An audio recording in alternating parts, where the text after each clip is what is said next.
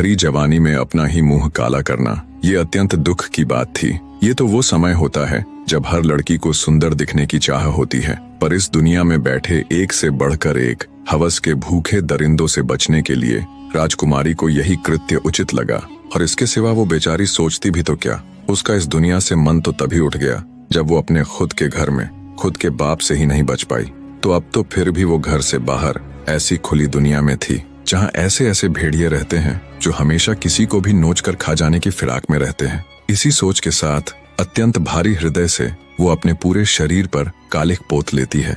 राजकुमारी तारा ने पूरे शरीर पर इस तरह से कालिख पोत ली कि कोई उसे देखकर ये नहीं बता सकता था कि ये उसका असली रूप है या फिर कालिख पुता हुआ। वो ऊपर से नीचे तक अब एक कुरूप स्त्री नजर आ रही थी।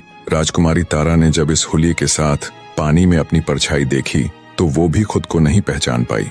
अब जब राजकुमारी को पूरी तरह ये यकीन हो गया कि उसे कोई नहीं पहचान पाएगा, अब उसे किसी से कोई खतरा नहीं है, तो वो अपनी ससुराल जाने का निश्चय करती है। राजकुमारी ने सोचा, कहीं और भटकने से बेहतर तो यही है कि प्रतापगढ़ ही जाया जाए।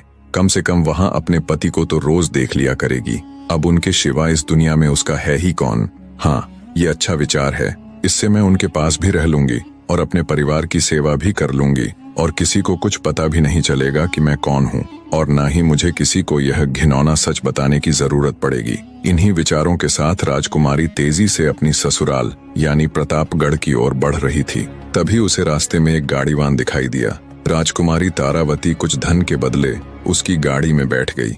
शाम होते होते राजकुमारी तारावती प्रतापगढ़ पहुंच जाती है। जब वो महल के मुख्य द्वार पर जाती है तो पहरेदार उसे रोक लेते हैं। काली कलूटी बदसूरत स्त्री को देख बोहें चढ़ाते हुए पहरेदार बोले, कौन हो तुम और अंदर कहाँ चली जा रही हो?